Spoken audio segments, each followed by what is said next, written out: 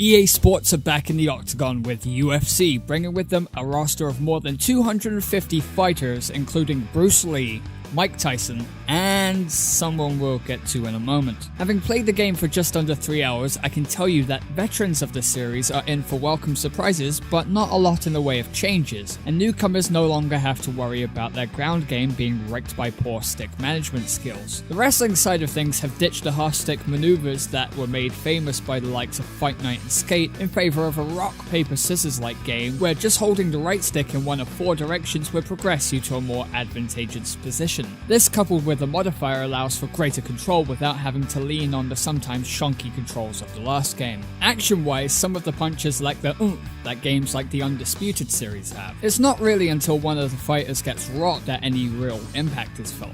However, in saying that, I found the striking combat to be a lot better this year. Since balance is a big part of things, my character's been knocked down several times mid-attack because the footing wasn't sure enough to follow through properly, leaving me at a disadvantage. Recently, the cover stars Rowdy Ronda Rousey and the notorious Conor McGregor fell victim to the Madden curse. Upon winning the opportunity to be on the cover, their very next fights ended in shock losses. Rousey got knocked out by Holly Holm at UFC 193, and McGregor tapped out to Nate Diaz at UFC 196. Both of them lost their undefeated records in the UFC. But that's actually neither here nor there. In fact, what is here and staying is former WWE champion Phil CM Punk Brooks. An unusual choice to be sure. Not unusual in the sense of Mike Tyson and Bruce Lee, who have never fought in the octagon, despite the fact that Phil hasn't fought in the octagon.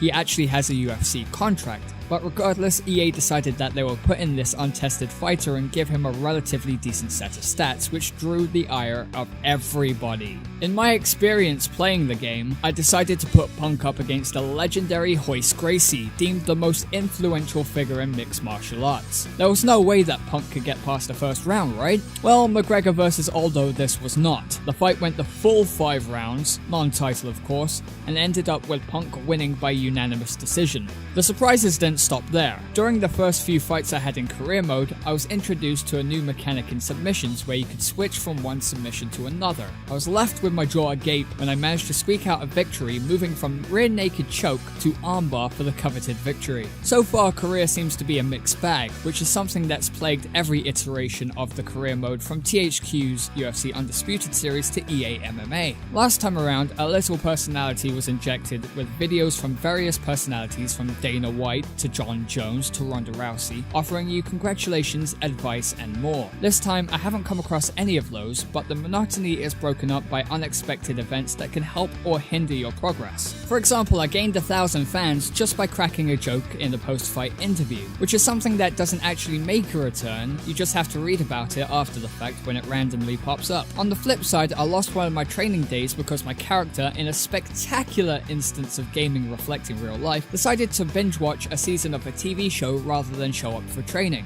That actually pissed me off because when preparing for a fight you need all the help you can get. Plus the game assumes that I'm lazy. To be fair, I am, but come on, let me train so I can be the very best and kick ass in the octagon. Talking of being the very best, EA Game Face has improved quite a bit from the last iteration. No longer do I have to spend upwards of an hour going from computer to console to not look like a caricature of myself. Your face is now editable within the game, so no more overly thick lips or an elongated nose for me. I'm now able to sink myself into the uncanny valley and perform at a level that I wish I could perform at in real life. This allows your creation to look as high fidelity as the actual in-game models, which once again are top notch. It's quite astounding to sit and watch a fight with all of the HUD elements turned off and just lose yourself in what could be confused as an actual UFC event. That all being said, I'm still a little disappointed in the lack of a few small things that really should have been addressed from last time. For example, when the official calls the fighters to the center to begin the fight, you should have the option to refuse to touch gloves. Watching Ronda Rousey look fierce entering the octagon and then touching gloves with Holly Holm just looks wrong to me and takes me out of the experience. Champions once again don't come out with their championship belts, a gross oversight which rubs some of the shine away from championship fights. Speaking of entrances, they need to be more like